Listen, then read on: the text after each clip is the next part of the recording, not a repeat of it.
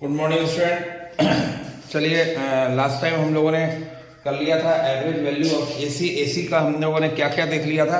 AC का हम लोगों ने देख लिया था कि हमारे पास अल्टरनेटिंग ईएमएफ हमारे पास था E is equal to E0 sine omega t, whatever you will write, small e करके लिखोगे या ऐसे लिखोगे चलेगा, ठीक है। दूसरी चीज हमारे पास करंट भी आपको आ गया था I is equal to I0 sine omega t, इस फॉर्मेट में हमारे पास आया था। दैट मीन्स ये दिखा रहा कि डीसी से एसी कहां पर डिफरेंट है, वो ये दिखा रहा कि ये करंट जो है वो डिपेंड कर रहा है फेज के ऊपर, मतलब दिस एंगल के ऊपर डिपेंड कर रहा है, मतलब कुछ ना कुछ वेरिएशंस है एंगल का, और एंगल के बारे में हम लोग बाद में बात करेंगे।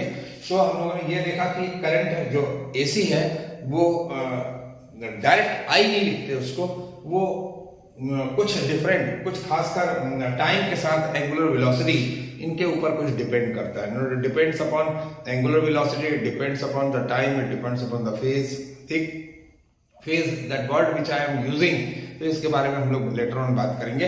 But this is the alternating EMF and this is called alternating current and alternating voltage. अगर आपको लिखना है तो that means alternating voltage that is V is equal to V0 sin omega t, ठीक है। So that is alternating EMF, alternating current and alternating voltage, and you have find out in previous video that the alternating current and alternating EMF, and that will be a sinusoidal curve, and this is the sinusoidal curve, and it varies with the time, it varies with the angle। ये इस तरह से variations हो रहा है इसका, ये आपको ग्राफ ये मिला था, ठीक है। उसमें लास्ट वीडियो में आपने ये भी देखा था कि इसका मीन वैल्यू हम निकालना है। क्यों मीन वैल्यू हम निकालें? बिकॉज इन एवरी फेज और in every time, in a very instant of time, its value is going to change here. Its value is going to change here. Whether it is you will take EMF or current or voltage, in every small interval of time, these values are going to be changed, and that's why we have to take a mean value of current, mean value of EMF और mean value of voltage। तो हमको mean value निकालना है। तो mean value of current he main दिखाया जाता है, तो करंट का मीन वैल्यू निकाला था in complete cycle, this is called half cycle and this one is complete cycle. And in complete cycle, the mean value of current becomes 0, and in half cycle that you have calculated, that is 2I0 by pi, ये आप निकाल चुके हो। अब हम लोग एक point के ऊपर आते हैं, एक टॉपिक के ऊपर आते हैं, and this is called root mean square value of current, that is called root mean square value of current। So this is very important, root mean square value of AC,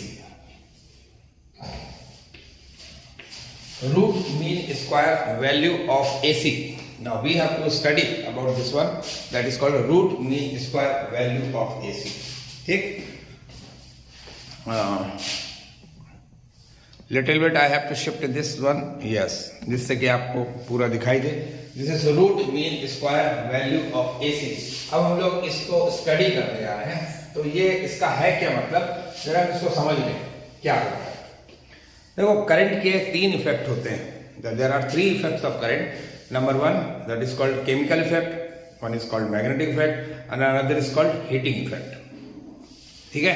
chemical effect and magnetic effect can not be shown by AC. Alternating circuit में chemical effect or magnetic effect, it is not possible. Why it is not possible? Because in a half cycle current is flowing like this, and in second half cycle current is flowing like this, and it will return back. So what will happen in a chemical form when there are two plates are here, अगर दो plate यहाँ पर लगा दिए और here is a one electrolyte, अगर electrolyte है, so this ion is moving from here. Why it is moving from here? Suppose this is positive and this is negative, okay? Now this is positive plate and this is negative plate. So this positive ion will move at here and negative ion move from here, ठीक है, in half cycle, and another in half cycle, now this polarity will change, this is becomes negative and this becomes positive, क्योंकि alternating circuit का यही होता है, एक half cycle में जो है दूसरा हाफ साइकिल में उसका ठीक उल्टा है, तो ये नेगेटिव और ये पॉजिटिव, तो पॉजिटिव फिर इस तरफ आ गया, पॉजिटिव यहाँ चल रहा था, सडनली पॉजिटिव यहाँ आ गया हाफ साइकिल में, फिर पॉजिटिव यहाँ चलने लगा, फिर पॉजिटिव, सिमिलरली नेगेटिव के साथ भी ऐसे ही होने लगा। सो क्या ये प्लेट के पास जाएगा? नहीं जाएगा, इट विल ऑसिलेट, ये ऑसिलेट करना स्टार्ट कर देगा, ठीक है। तो इस तरह पर केमिकल इफेक्ट का फिनोमेना नहीं हो सकता in case of AC. Now as far as magnetic effect of concern, magnetic effect में क्या होता है कि हमने पढ़ा था कि पोस्टर ने ये देखा था कि the current will flow through a wire, then there is a magnetic field. Now you see here, कि current is flowing like this plus, and here is a minus. Current is flowing like this, magnetic field is increasing. Suppose, and in second half cycle, this is plus and this is minus. Now current is flowing like this. So in this case, we know that somewhere magnetic field is indicated by dot and cross. तो एक बार dot बन रहा तो फिर cross बन रहा, dot बन रहा, क्रॉस बन रहा.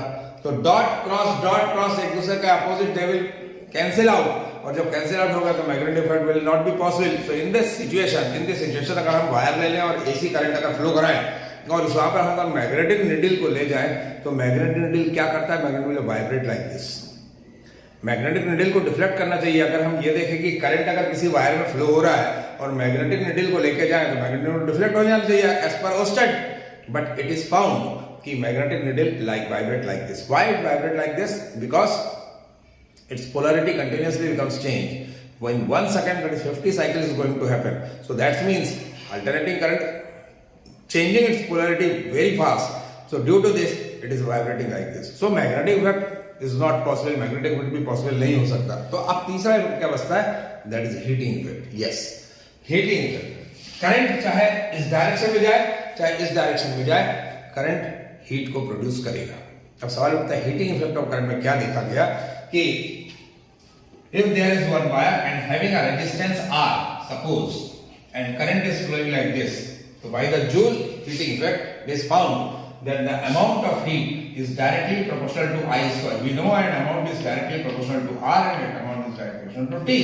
एंड दैट मींस ये हमको पता चला था कि ये ऐसा आएगा H proportional IRT.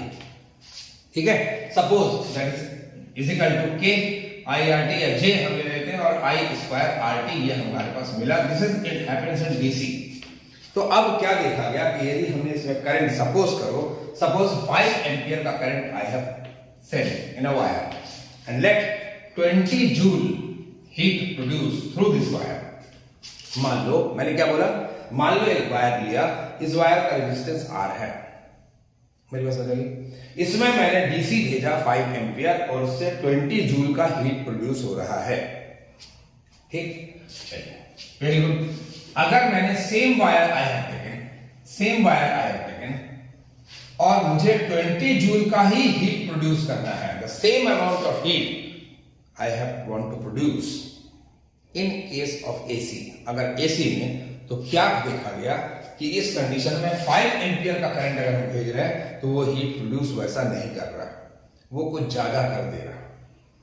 किस कंडीशन पर वो सेम हीट प्रोड्यूस किया, तो उसने ये देखा कि अगर जो डीसी करंट है इसका अगर मैं स्क्वायर करूं, whatever the DC current we have taken, I have to do a square of the DC current, that is square. इसका स्क्वायर कर दिया, सो दैट मींस 25. इतना आ गया. ठीक है, मुझे क्या करना है, 20 जूल का हीट प्रोड्यूस करना. Same amount of heat can be produced by DC the same as an AC. अगर वैसा हमको चाहिए है तो क्या देखा गया, कौन सी वैल्यू एसी की आएगी जिस वैल्यू पर same magnitude of heat produce हो रहा है, same amount of work done हो रहा. सो दैट इज डीसी करंट का स्क्वायर कर दो and find out it's mean. उसका मीन निकाल लो, ठीक है, और उसका रूट निकाल लो. तो अगर रूट कर दो तो नॉर्मली 4 4 का 16 यानी बिलो ऑफ 4 आ रहा यानी अप्रोक्सीमेटली 3.5 के पास कहीं आ रहा, 3.56 3.57 ऐसा कुछ आएगा. ये करंट की वैल्यू आ रही, इस करंट पर हीट इतना ही प्रोड्यूस कर रही है. That means this value will be root mean square value. This value is the root mean square value. तो what is the root mean square value? क्या बोलता है कि the same magnitude of work is done. We want to calculate, if we want to calculate the same amount of work done in AC, whatever it works in DC, then the current of DC should be converted in a root mean square value of that DC current. ठीक है, DC current क्या हो, root mean square value में अगर हम convert कर देंगे, so then the same magnitude of work done we can find out in a AC. That is called root mean square value of AC. समझ में आ गया? फिर से मैं रूट मीन स्क्वायर वैल्यू का AC को क्या मतलब बताओ कि हमको किसी AC से AC करंट में उतना वर्क डन की जरूरत है जितना वो DC में करता है. अगर एसी करंट से work done we have to find out, और जितना कि डीसी में होता है, तो देन डीसी करंट का अगर स्क्वायर मीन रूट कर देंगे, उसको उल्टा करके लिखते हैं, करते उल्टा है लिखते उल्टा है। करते उल्टा है मतलब हम स्क्वायर कर रहे हैं सबसे पहले, फिर मीन निकालना, फिर रूट लिखते हैं, रूट मीन स्क्वायर। तो सबसे पहले उसका स्क्वायर करके मीन करके जब हम रूट निकालेंगे तो what ever the magnitude of current obtain it produce the same amount of heat whatever it produce through in DC, whatever the amount heat produce in DC, जितना हीट डीसी में produce होगा उतना ही current AC में produce होगा। Okay, तो first write down root mean square value of AC. देखिए it is a magnitude of current, it is a magnitude of current, it is a magnitude of current which produce the same heating effect in a given resistor, which produce the same heating effect in a given resistor as it is produced by the given, as it is produced by the given direct current,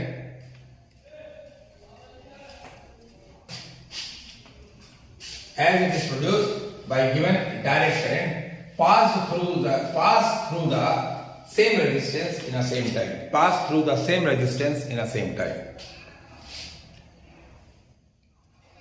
Okay, we are going to find out this value IRMS की value कितनी होती है। चलिए हम उसका expression निकाल लेते हैं, ठीक है। तो चलिए magnitude of AC, RMS value of AC, value of AC, ठीक है। अब हम लोग इसको कैलकुलेट कर रहे हैं, जरा आप देखना। हमको फॉर्मूला क्या मालूम है, I know that formula H is equal to I square R T, हमको मालूम है, ठीक। बट चूंकि अल्टरनेटिंग करंट वेरीज करता है very small time interval dt पर, तो कंसीडर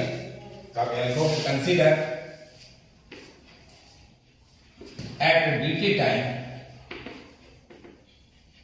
amount of heat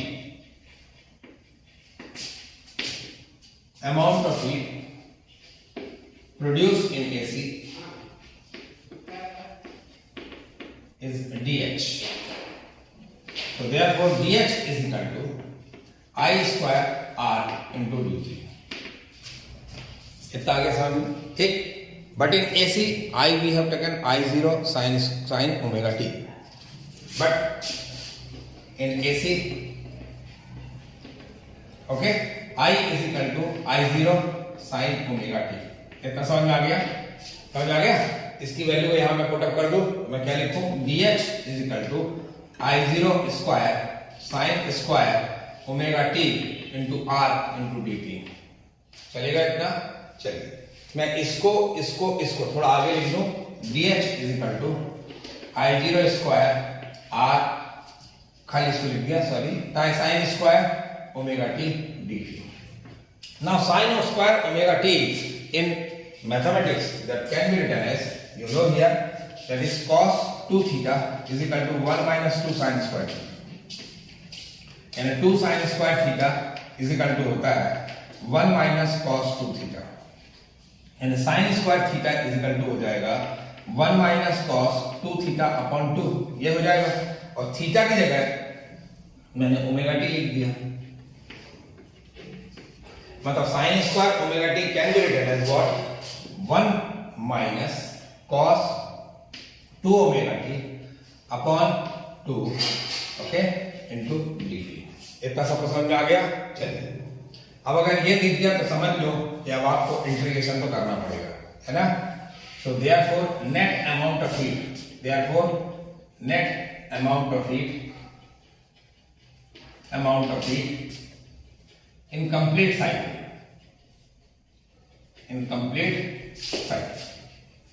चलिए अब इस कंप्लीट साइकिल पर हम नेट अमाउंट ऑफ हीट निकाल रहे हैं। So that is H is equal to, I have to do integration, so that is H I0 square R, we have to do integration 0 से t time, complete cycle पर time ये इतना होता है, 1 minus 2, this is can be written as 1/2. मैंने इसको break करके लिख लिया dt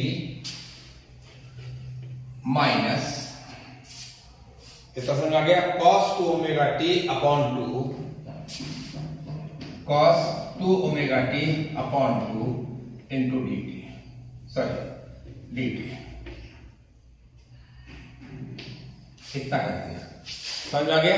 अब मैं इसका इंटीग्रेट करूंगा तो h is equal to I0 square r, इसका इंटीग्रेट dt का इंटीग्रेट क्या होता है t, तो आपके पास कितना आ गया 1/2, मैं बाहर निकाल लिया, इसके लिए देखो, इसके लिए कर जाओ, dt का क्या हो जाएगा t का यहाँ क्या होगा 0 to t, ठीक है, माइनस इससे 1/2 बाहर निकाल लो, 1/2 बाहर निकाल लिया, यहाँ इंटीग्रेट कर लिया किसका 0 to t cos 2 omega t into dt, कितना लिख दिया। चलिए इस जगह पर क्या करेंगे, h is equal to I0 square r, ठीक है, यहाँ आ गया 1/2, यहाँ कितना आ गया t minus 0 minus 1/2, cos 2 omega t का इंटीग्रेशन क्या होता है साइन, ठीक है, तो यहाँ आ जाएगा sine 2 omega t upon 2 omega, ये आ गया ऐसे 0 to t, यहाँ आ गया, कितना समझ आ गया। चलिए इस जगह पर h इज इक्वल टू यहाँ कर दिया I0 स्क्वायर r, ये लिखिए, ये 0 तो कैंसिल हो गया, यहाँ आ गया कितना t/2 माइनस 1/2, 2 मल्टीप्लाई हो गया 4 ओमेगा, ये बाहर निकाल लिया, अंदर क्या बचा देखो sine 2 omega t minus sine 0, ऐसा कर दिया, ठीक है, साइन 0। अब यहाँ पर आ गया h is equal to I0 square r, ये देखो यहाँ आ गया t/2 माइनस 1/4 ओमेगा, कितना आ गया साइन 2 ओमेगा t, मैं यहाँ लिख दूं साइन 2 ओमेगा की जगह पर क्या लिख सकता हूँ 2 pi upon t into t minus sine 0 की वैल्यू कितनी होगी 0, कितना आ गया t कैंसिल, साइन 4 पाई ऑल्सो बिकम 0, अगर ये 0 तो ये इसका मल्टीप्लीकेशन 0 है, आपका क्या आ गया h is equal to I0 square r into t/2, ये तो समझ आ गया, ठीक है। ये तो एसी का चल रहा है, बोल रहा AC same amount of heat देगा जितना कि क्या देगा डीसी देगा, बट इन डीसी क्या देगा h is equal to I square, ये देना चाहिए, ठीक है ना, इतना ही अमाउंट ऑफ हीट देगा, समझ आ गया। तो सवाल उठा कि अभी हमने ये क्या किया, तो अभी हमने इसकी वैल्यू यहां पे पुट अप कर दी और हमने हीट निकाल लिया इतना, ठीक है, बट जब जो हीट हमको प्रोड्यूस हो रहा है, ये हीट जब प्रोड्यूस एक h हीट प्रोड्यूस हो रहा है, उतने ही हीट हमको अगर चाहिए, तो उस कंडीशन में हमने डेफिनेशन में लिखा था कि उस समय करंट की वैल्यू जो होनी चाहिए वो क्या होना चाहिए IRMS वैल्यू, ठीक है, बट अकॉर्डिंग टू डेफिनेशन क्या आ गया h is equal to I square RMS r into t, क्या होता है formula, h is equal to ये होता है I स्क्वायर RT, तो एक कंप्लीट साइकिल में ये हो जाएगा capital T, h is equal to, अगर दिख रहा है ना, यहाँ दिख रहा है h is equal to I square RT, ये होता है कंप्लीट साइकिल पर, ये क्या हो जाएगा कैपिटल T, और कंप्लीट साइकिल पर हमको क्या लेना चाहिए IRMS, ठीक है, तो मैंने ये लिख दिया इतना, तो ये हो गया नंबर 1, ये हो गया number 2, compare first and second, तो बाय फर्स्ट एंड सेकंड, मैं जरा एक मिनट देख लूं आपको बोर्ड दिख रहा क्या, तो बोर्ड दिख जाएगा, यस, तो यहाँ पे लिखोगे by first and second, by first and second, आपके पास आ गया कितना, इसको टैली कर लो तो क्या आ गया I square RMS R into T is equal to, यहाँ कितना आ गया I0 square RT/2, this and this can be cancel, तो मतलब IRMS इज इक्वल टू कितना आ जाएगा I0 अपॉन √2, ये IRMS की वैल्यू आ गई।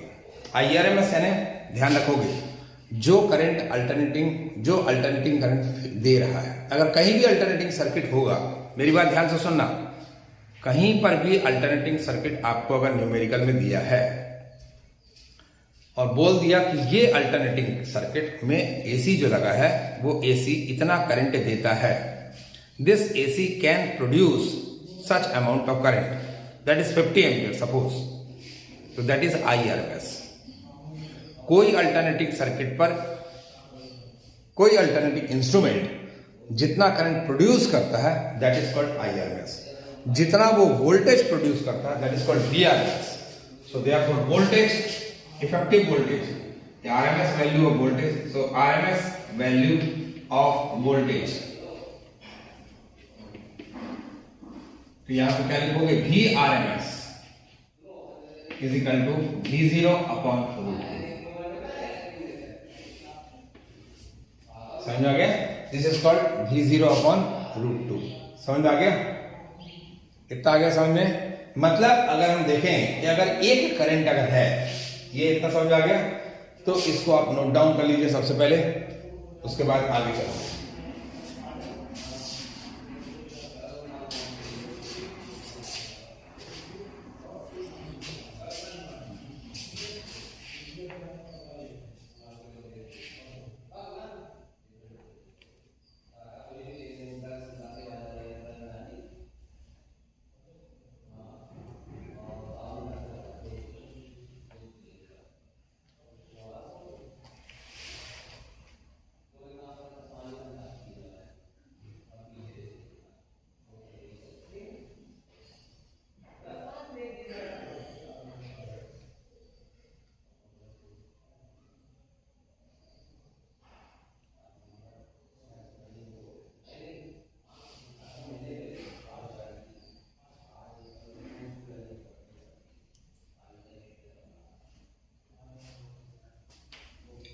Okay, now we have got this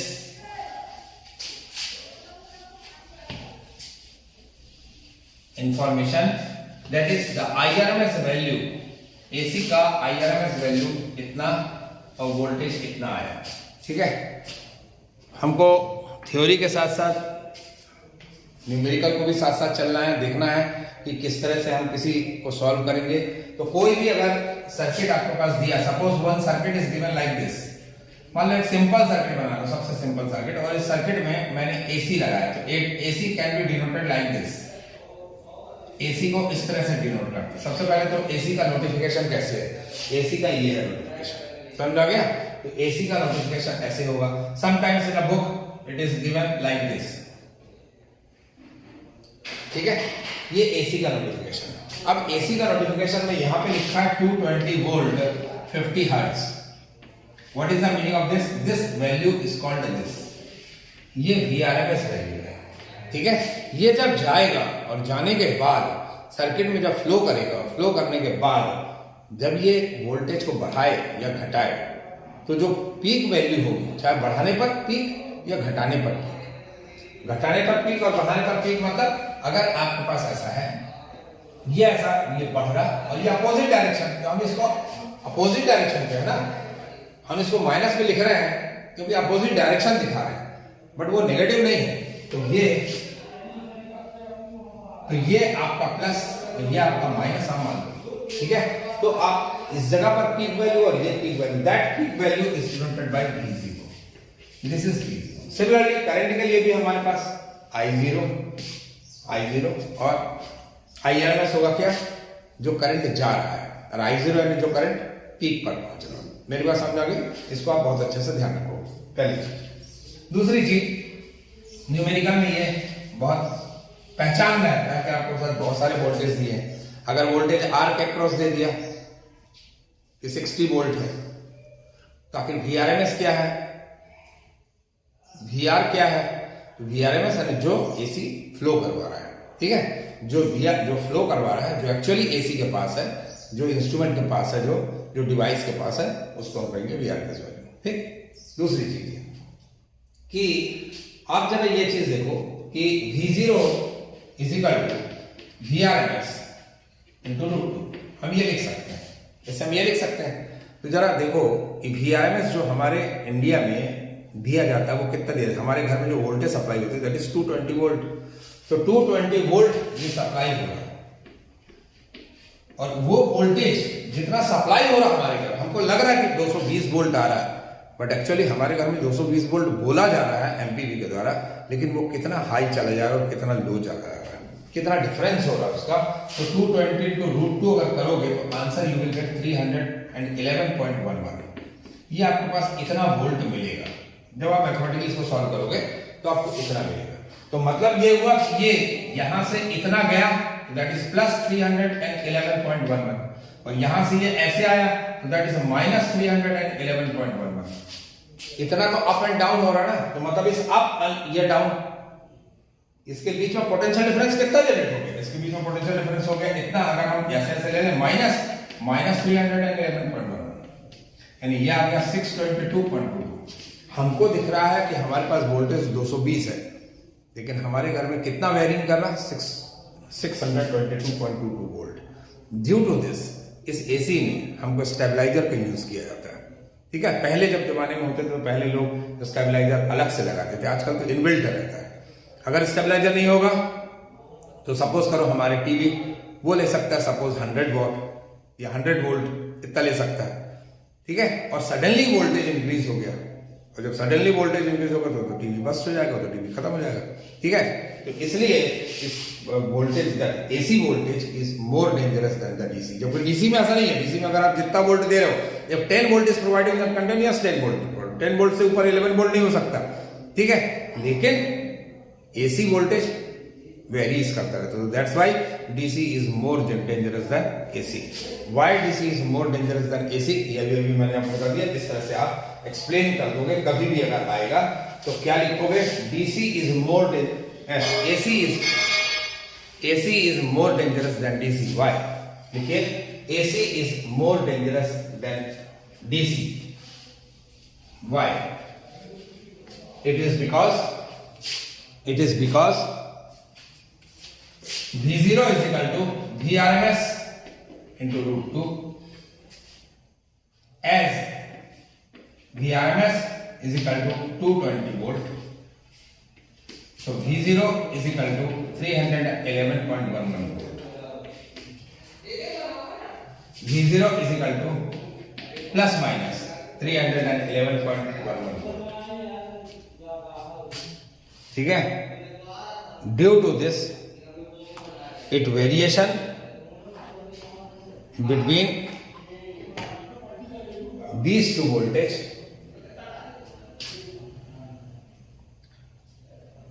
its potential difference becomes large, hence AC becomes more dangerous than DC.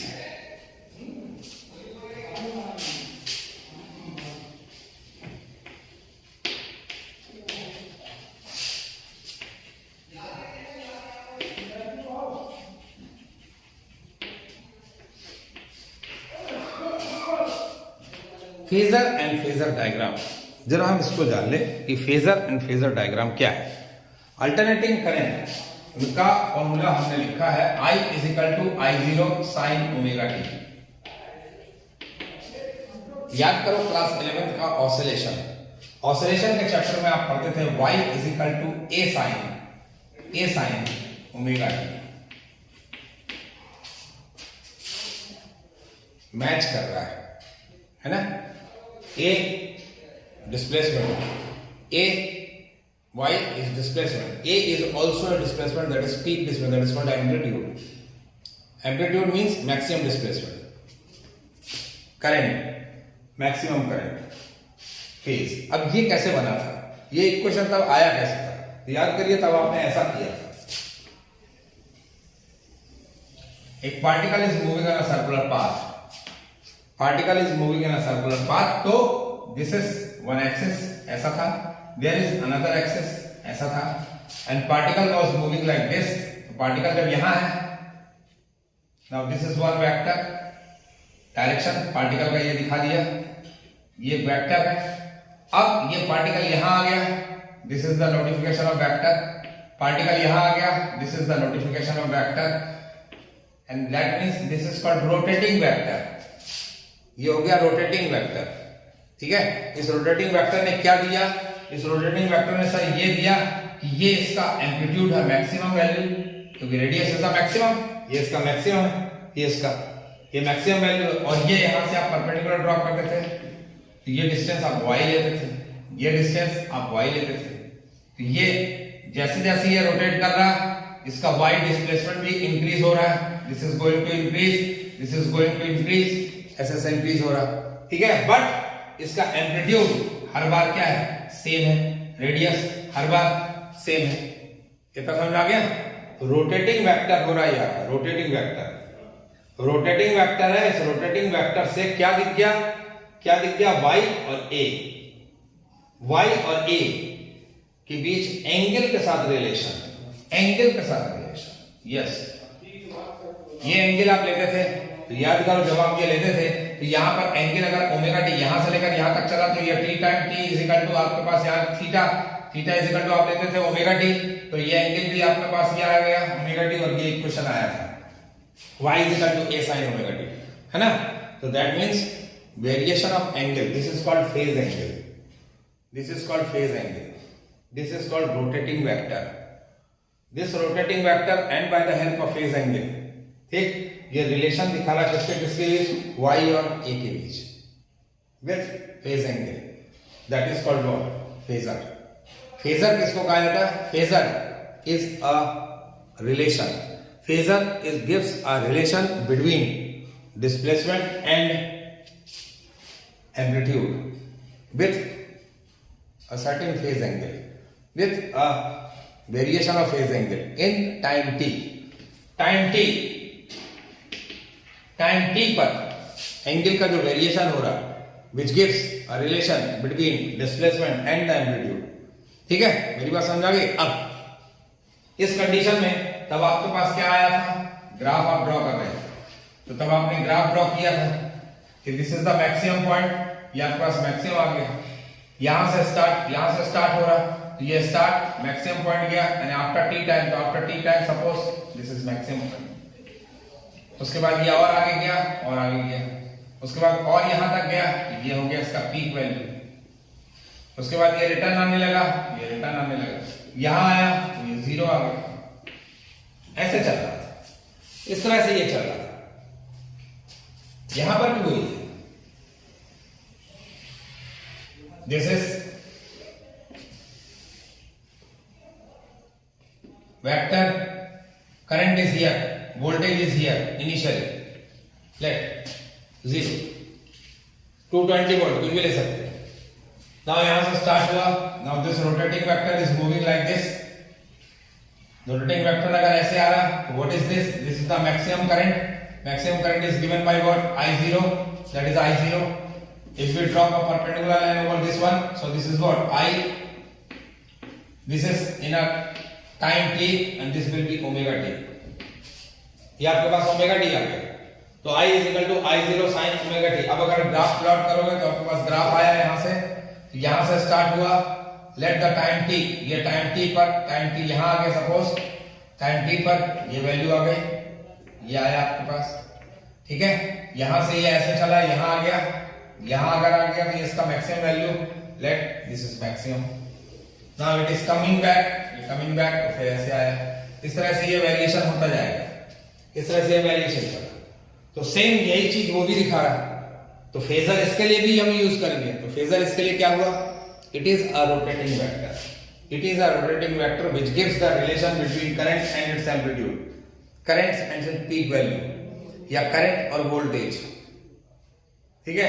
इसके साथ साथ वोल्टेज भी चढ़ रहा है, तो वोल्टेज भी है, तो it gives the relation between current and voltage with the phase angle, that is called what, phasor। so write down phasor, लिखिए, it is a rotating vector which represent a sinusoidal, this is called sinusoidal, which represent a sinusoidal varying quantity is called vector, is called vector।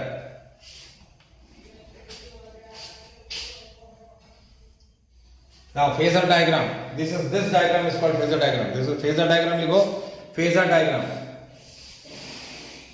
it is a diagram which represent alternating current and alternating voltage, it is a diagram which represent alternating current and alternating voltage of same frequency by the help of rotating vector, by the help of rotating vector in particular time interval, in a particular time interval is called phasor diagram, is called phasor diagram. ठीक है, तो चलिए आपको examination में या आपको आगे वाले कोई भी चीज आएंगी उसमें बहुत बार जगह बोला जाएगा फेजर डायग्राम बनाइए। तो what is phasor diagram? That is a graph, वो जो साइनसोइडल ग्राफ आप बना रहे हो करंट और वोल्टेज के बीच में, ठीक है, that is called phasor diagram, जिसमें कि ओमेगा टी एंगल होना चाहिए, मतलब साइन के साथ कोई ना कोई या कॉस के साथ कोई ना कोई एंगल होना चाहिए, ठीक है ना। तो दैट मीन्स क्लियर कट अगर हम अपने लैंग्वेज में समझे तो हम अपने लैंग्वेज में ये समझ सकते हैं कि सर साइन और कोसाइन या टेंजेंट ट्रिग्नोमेट्रिकल फंक्शन के साथ कोई एंगल बनता है जिससे करंट और वोल्टेज का एक रिलेशन दिखाया जाता है रोटेटिंग वेक्टर के कारण, रोटेटिंग वेक्टर के कारण, तो तब उस कंडीशन को उसको कहा जाता है फेजर डायग्राम, ठीक है। अब फेजर डायग्राम की हमको जरूरत क्यों पड़ रही है? भाई हमको तो मालूम है कि करंट ऐसा चलेगा, वोल्टेज भी ऐसा चलेगा, हर बार ऐसे ही ऐसा चल रहा है, ईएमएफ भी ऐसे चलेगा, लेकिन ये देखा गया कि फेजर डायग्राम जब निकाला गया तो ये देखा गया कि कभी कभी वोल्टेज ऐसे चला गया, करंट ऐसे चला गया, जा रहा साइनसोइडल कर्व भी बन रहा, पर कभी वोल्टेज ऐसा, करंट ऐसा, समटाइम्स करंट ऐसा,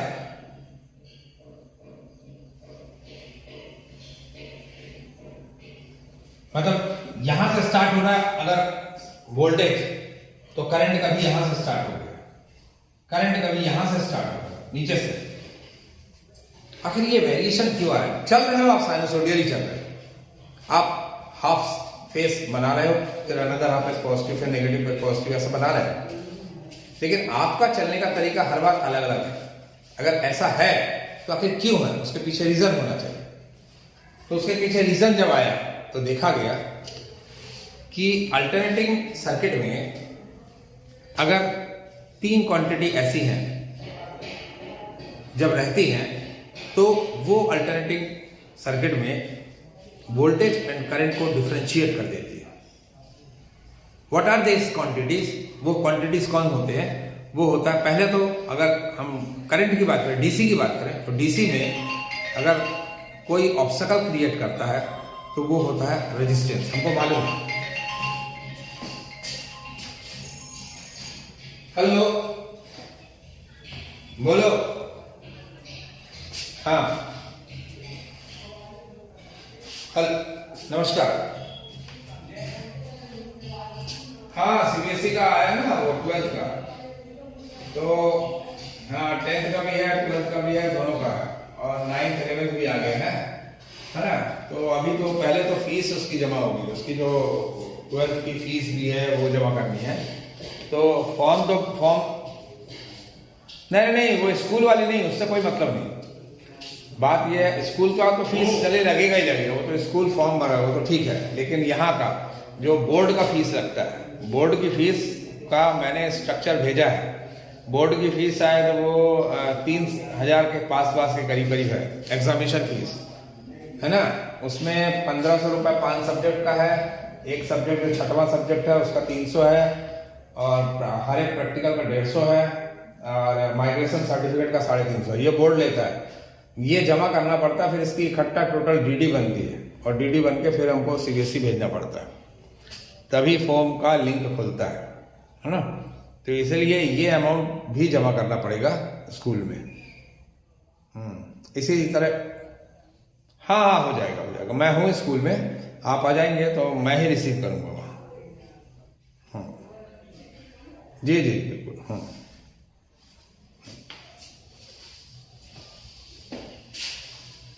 तो क्या बता रहा था? हाँ, तो जिस तरह डायरेक्ट करंट के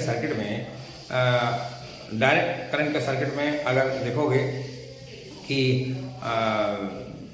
रेजिस्टेंस करंट के रास्ते में ऑब्स्टेकल जनरेट करता है, ठीक इसी तरह अल्टरनेटिंग सर्किट में 3 ऐसी क्वांटिटीज होती हैं जो रेजिस्टेंस के जैसा ही बिहेव करती है। मतलब अल्टरनेटिंग करंट को वो ऑब्स्टेकल करता है, अल्टरनेटिंग करंट को अपोज करता है। What are they? That is number 1 is resistance, number 2 is capacitor and number 3 is inductive coil. Resistance तो करता ही करता है, उसका काम ही है करंट को रोकना, चाहे वो एसी हो चाहे डीसी हो। ठीक, कभी पावरफुल रोक सकता हो कोई कम पावरफुल से, बट कंडेंसर भी अल्टरनेटिंग करंट को रोकता है, ब्लॉक करता है, और इंडक्टिव कॉइल भी होता है जो ब्लॉक करता है। जो पुराने घर में ट्यूबलाइट लगी है, उस ट्यूबलाइट को आप जरा गौर से देखोगे तो ट्यूबलाइट के बीच में पट्टी पे एक इस तरह से बॉक्स, एक छोटा सा डब्बा होता है, पट्टी में ऐसा लगा रहता है, दैट इज कॉल्ड कॉइल। ठीक है, वो कॉइल है, वो इंडक्टिव कॉइल है जो करंट को रोकता है, जो करंट को वहां से रोक के जितना अमाउंट ऑफ करंट चाहिए, अगर मेरा ट्यूब 40 वॉट का है तो अगर 40 वॉट मुझे चाहिए तो वो इंडक्टिव कॉइल रोक के उसको 40 वॉट को भेज देता है। ठीक है, तो इसलिए वो हेल्पफुल भी है। तो अल्टरनेटिंग सर्किट में 3 ऐसे ऑब्स्टेकल होते हैं, 3 ऐसी क्वांटिटीज होती हैं which can create an obstacle in a path of current, and they are resistance, capacitor and क्या बोला, इंडक्टिव कॉइल। अभी आपको कुछ नहीं लिखना है, आप खाली समझते चलिए। जब रेजिस्टेंस सर्किट में ब्लॉक करता है, when the resistance of a current, when resistance block current, when resistance block current, that resistance, that circuit is called ohmic circuit. This is called ohmic circuit. Ohmic circuit, क्योंकि ये Ohm's law को ही follow करता है, ohmic circuit, and that is also called resistance, इसका कोई नहीं। If circuit contains only resistance, मेरी बात समझ आ गई? अगर किसी सर्किट में खाली रेजिस्टेंस है और वो करंट को रोक रहा है तो उस सर्किट को कहेंगे ओमिक सर्किट और उसको नाम ही देंगे रेजिस्टेंस सर्किट। ठीक है, अगर सर्किट में कैपेसिटर खाली अकेला लगा, if circuit contains only capacitor और if circuit contains only inductive coil, यदि सर्किट में खाली कैपेसिटर लगा है, सिर्फ कैपेसिटर अल्टरनेटिंग सर्किट में, या अल्टरनेटिंग सर्किट में सिर्फ कॉइल लगा है, सिर्फ कॉइल लगा है और ये करंट को ब्लॉक करता है, इट ब्लॉक्स करंट, तो तब इसका नाम कहा जाता है रिएक्टेंस। तब उसको क्या कहते हैं? रिएक्टेंस। उसका नाम रेजिस्टेंस नहीं होगा, उसको क्या कहेंगे? रिएक्टेंस। ध्यान रखना, उसको कहते हैं रिएक्टेंस। अब रेजिस्टेंस को सर शो करते हैं कैपिटल आर से, तो how the reactance can be shown? Reactance को शो करते हैं, इन दोनों ही केस में इसको कहा जाता है रिएक्टेंस। रिएक्टेंस समझ आ गया? और रिएक्टेंस को शो करते हैं एक्स से। अब अगर कैपेसिटर लगा है तो इसके लिए हो जाएगा एक्स सी, एल लगा है इंडक्टिव कॉइल तो ये हो जाएगा एक्स एल। तो रिएक्टेंस समझ आ गया? If circuit contains only capacitor और inductive coil then that circuit is called reactance. Write down reactance, side डालिए reactance. If alternating circuit contains only capacitor or only inductive coil,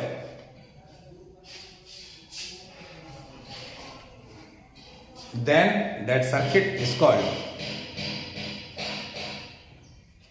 capacitive circuit or inductive circuit.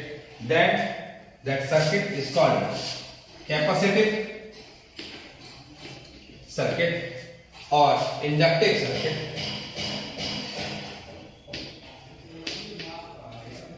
और inductive circuit,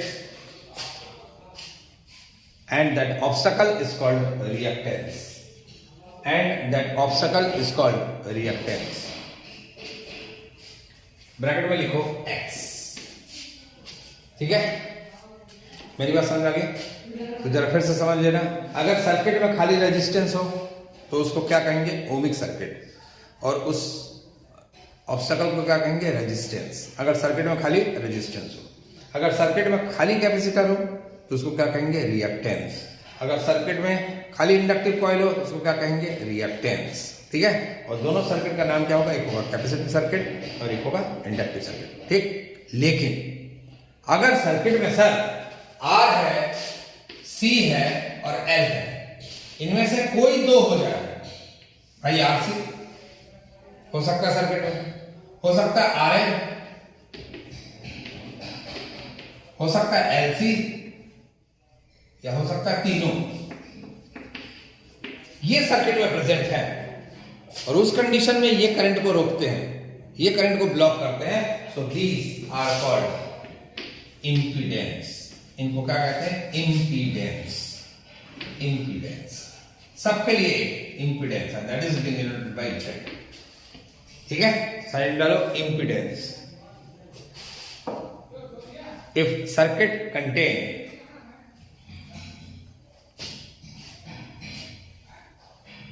if circuit contain any of the two or all three quantities such as resistance, capacitor and inductive coil,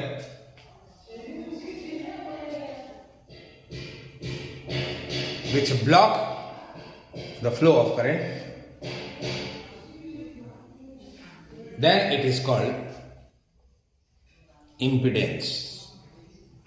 Then it is called impedance. Bracket में लिख लो Z।